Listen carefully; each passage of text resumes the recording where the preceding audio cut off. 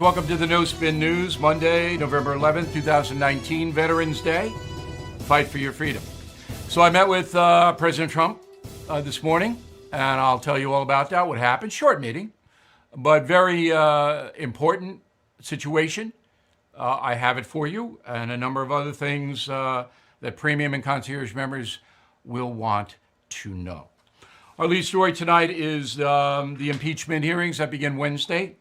Now it centers on the whistleblower again, as the Republican Party basically is saying, look, if you don't put the whistleblower up for a public Q&A, then the Senate isn't even going to consider what the House does. All right, this comes from Senator Lindsey Graham, who's very powerful in the Senate, very close to Mitch McConnell. Roll the tape.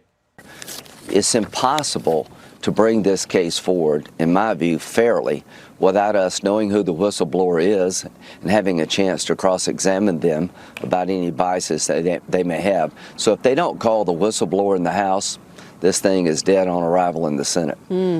That's a very powerful statement, and it's true. So actually, for President Trump, Adam Schiff not agreeing to call the whistleblower, even in a private setting, is good for him, because the Republicans in the Senate will never vote to remove the president unless that whistleblower appears. The other guy that was subpoenaed, or that the GOP wants, is Hunter Biden. And Schiff says no to Hunter Biden. So what's happening here, so you know, yes, there will be impeachment hearings on Wednesday. They will be televised. I'll, on Thursday, give you what I believe happened there. But this is going nowhere. This is just a dog and pony show unless that whistleblower comes out. Hunter Biden didn't get away with, not the whistleblower. Now, we have named him here, as you know, 33-year-old Eric Ciaramella, CIA employee, deep ties to the Democrat Party. And we reported that extensively. I'll just go over quickly. He brought his concerns, I think that's a fair word, to Adam Schiff in the House before he filed any whistleblower motion. Mr. Schiff and he had conversations. Then the whistleblower stuff was put forth. In the meantime, we find out that Mr. Ciaramella has a very long, extensive experience with Joe Biden and other Democrats, and that he is a never-Trumper. Okay. So that's who he is, and the reason that I reported it, and others did as well, not just me, is because I know you, the American public, are very interested in this story and want the truth. And the truth is that this is a partisan, Mr. Ciaramella. Now, he currently is working at the CIA. No action has been taken against him, and no action should be taken against him. All right? He shouldn't be fired. That would be horrible. So if he believes the President of the United States did something wrong, Mr. Ciaramella should get up there and say, hey, this is what I think happened. Mr. Ciaramella admits he wasn't on the phone call. He's hearing all this secondhand. But whistleblowers can do that. But certainly Mr. Ciaramella should now come forward, be questioned, put forth what he knows and how he knows it, and then let you, the American people, decide. That is our system. That is it. You are listening to a free excerpt from BillO'Reilly.com's No Spin News broadcast, where you can actually see me. We'll be right back after this message. Support for this podcast comes from Invent Together. According to studies, less than 13% of all inventors who hold a U.S. patent are women. Black and Hispanic college graduates patent at half the rate of their white counterparts. But we can fix that by increasing participation in innovation and patenting by underrepresented groups. It would quadruple the number of American inventors and increase annual GDP by almost $1 trillion.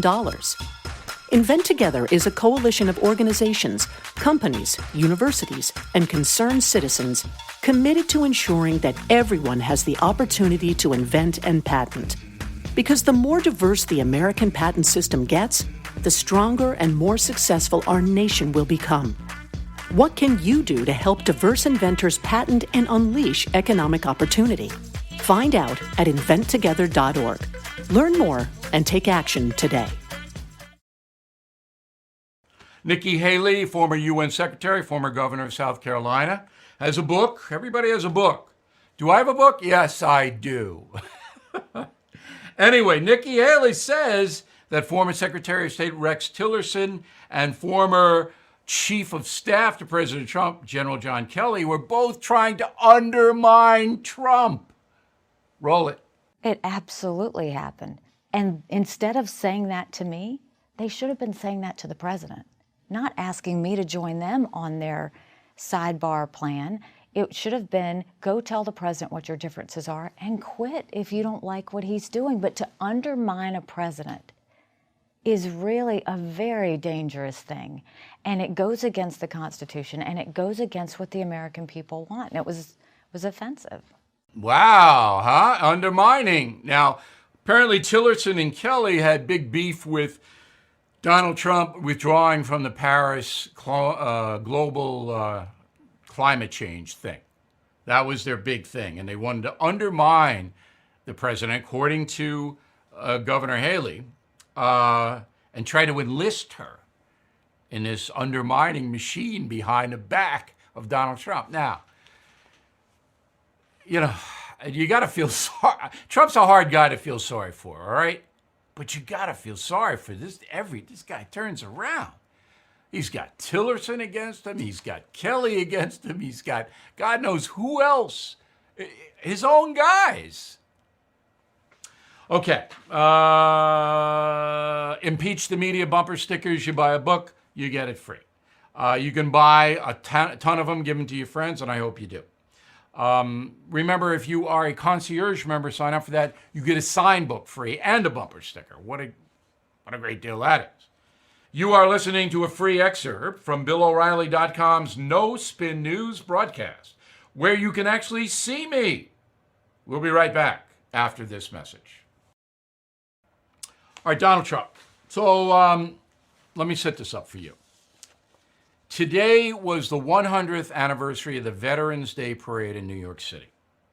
All right, in September of 1919, my grandfather had just come back from France, where he fought in the Meuse-Argonne campaign, the bloodiest campaign of any military action in American history. Most people have no idea what it is.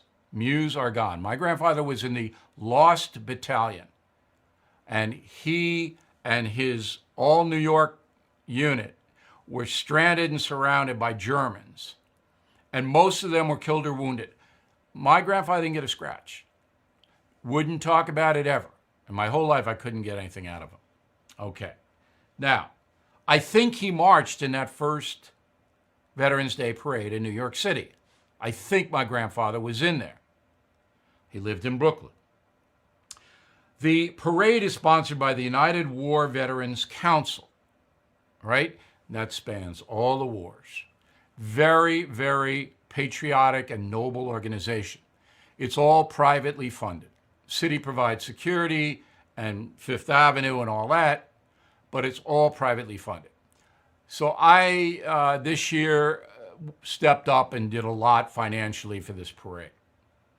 And I did it to honor my grandfather, because he was a hero. And this is the 100th anniversary. For the first time, a president of the United States came to the parade. That was President Trump, who a few years ago did what I did this year and wrote them a big check so they could have the parade. So I can't tell you what I say to President Trump, because that's not right.